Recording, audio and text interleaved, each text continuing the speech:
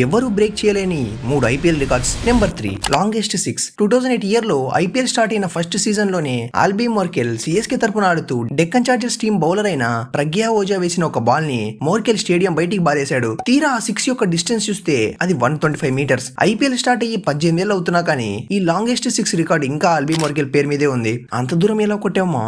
Number 2 Suresh రైనాస్ 87. 2014 లో CSK versus Punjab కి మధ్య జరిగిన క్వాలిఫైర్ 2 మ్యాచ్ లో మిస్టర్ ఐపీఎల్ అయిన సురేష్ రైనా తన విశ్వరూపం చూపించాడు. కేవలం 25 బాల్స్ లోనే 87 రన్స్ బాది పంజాబ్ బౌలర్స్ కి నరకం చూపించాడు. మెయిన్ గా పర్విందర్ రవాణా వేసిన ఒక ఓవర్ లో ఏకంగా 33 రన్స్ స్కోర్ చేశాడు. సిఎస్కే టీం పవర్ ప్లే లో 100 రన్స్ చేస్తే అందులో 87 రన్స్ రైనా కొట్టినవే. తను 87 వద్ద ఉన్నప్పుడు రన్అట్ అవ్వకపోయి ఉంటే క్రిస్ గేల్ పేరు మీద ఉన్న ఫాస్టెస్ట్ 100 రికార్డ్ ని కూడా చెరిపేసేవాడేమో. Bad luck. సురేష్ రైనా ఇంత బాగా ఆడినా కానీ ఆ మ్యాచ్ సిఎస్కే గెలవలేకపోయింది. Number 1 ABD and Virat 229 runs partnership. 2016 year లో విరాట్ కోహ్లీ ఉన్న ఫామ్ గురించి మనం ఇప్పటికి కూడా మాట్లాడుకుంటాం. అలాంటి ఫామ్ లో ఉన్న బ్యాట్స్మెన్ కి ఏబిడి లాంటి ఒక ఏలియన్ తోడైతే మా కర్మ అది.